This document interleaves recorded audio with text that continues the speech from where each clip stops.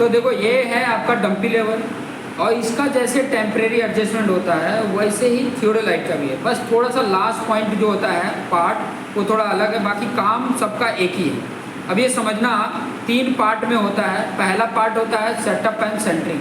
Setup कैसे करते हैं, ये जो आपका डंपी लेवल है वो आपका ट्राइपोड जो होगा उसको आपको इक्वली स्प्रेड कर देना है और उसे लेवल कर देना है, उसके ऊपर इसको सेट कर देना है। और सेंटरिंग कैसे करेंगे, विथ प्लम्बर रहेगा थ्रेड के थ्रू, उस पर यहाँ पर सेंटर पे लगा के ऐसे लटका दोगे तो जहाँ पे वो ग्राउंड पे पॉइंट पे आएगा वो उसका ग्राउंड का पॉइंट हो जाएगा, सेंटर पॉइंट हो जाएगा।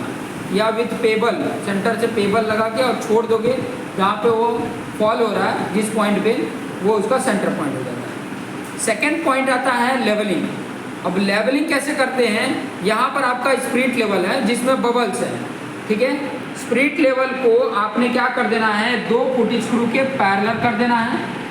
स्पिरिट लेवल को 2 फुट स्क्रू के पैरेलल करना है, और ये 2 फुट स्क्रू को या तो इनर साइड या तो आउटर साइड मूव करना है। देखो मैं इनर साइड मूव कर रहा हूँ और इसका मूवमेंट दिखेगा। अगर मूवमेंट नहीं दिख रहा है, कुछ मूवमेंट नहीं दिख रहा है, थोड़ा मूवमेंट आ रहा है, कब तक मूवमेंट, कब तक इसको मूव करना है, एक साथ करना है। कब तक करना है, जब तक इसका बबल जो है वो सेंटर में न आ जाए। बबल जब सेंटर में आ जाते हैं तब तक इसको मूव करना है। देखो ये मूव कर रहा है, इसमें दिख रहा है बबल्स, ये बबल्स, ये मेरा सेंटर में आ गया।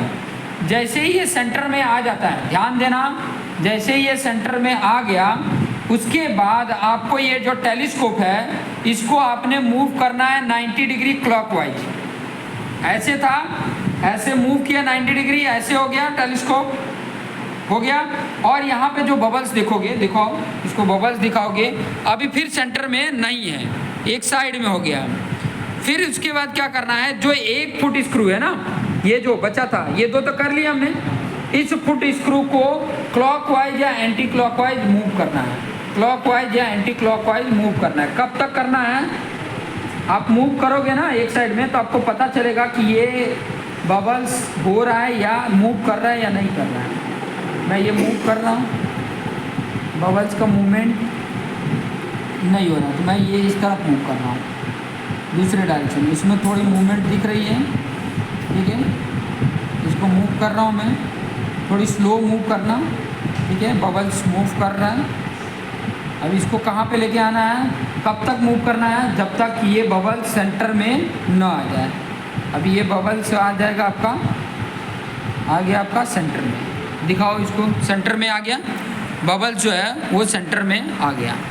बबल जब सेंटर में आ जाता है तो ये जो प्रोसीजर आपने किया सेम फिर से उसी पोजीशन में लेकर आओ, इसको 2 फुट स्क्रू के पैरेलल आओ, चेक करो कि ये बबल सेंटर में है या नहीं है। फिर 90 डिग्री मूव करो और चेक करो कि बबल सेंटर में है या नहीं है। जब अगर है नहीं है तो वही प्रोसीजर सेम फिर से करना है, ठीक है।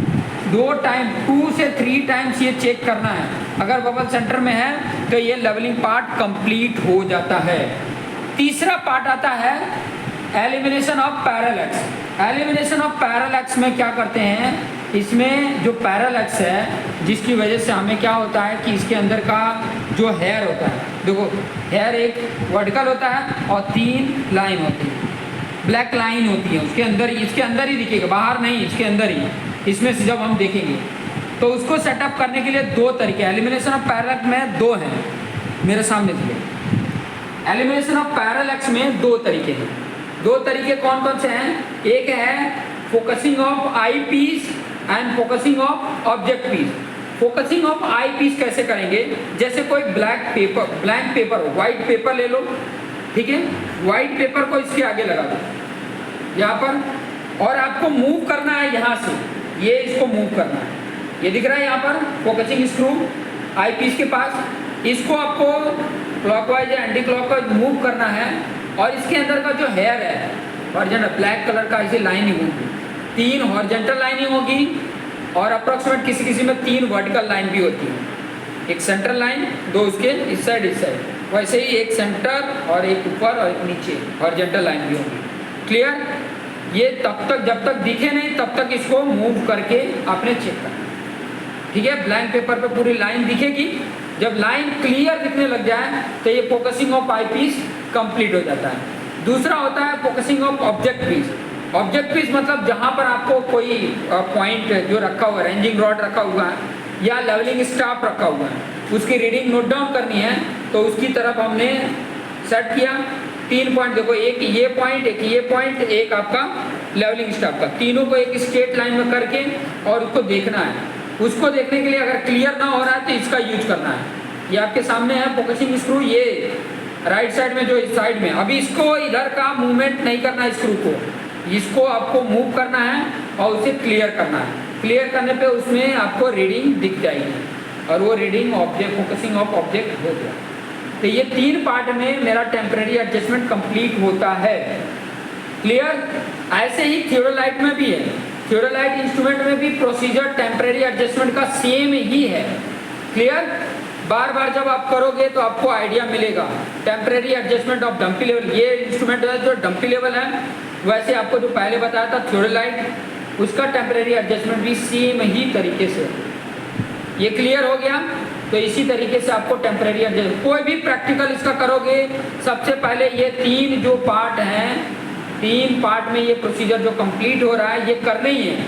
इसके बिना आप कोई भी रीडिंग लोगे सब रॉन्ग होंगे। तो ये टेम्परेरी एडजस्टमेंट इस तरीके से, ये आपको थियरी एग्जाम में भी आएंगे और साथ ही साथ प्रैक्टिकल एग्जाम में भी। प्रैक्टिकल तो जितना भी परफॉर्म करोगे सब में पहला यही काम है, ये नहीं आया तो कोई भी प्रैक्टिकल काम नहीं है। क्लियर? Thank you.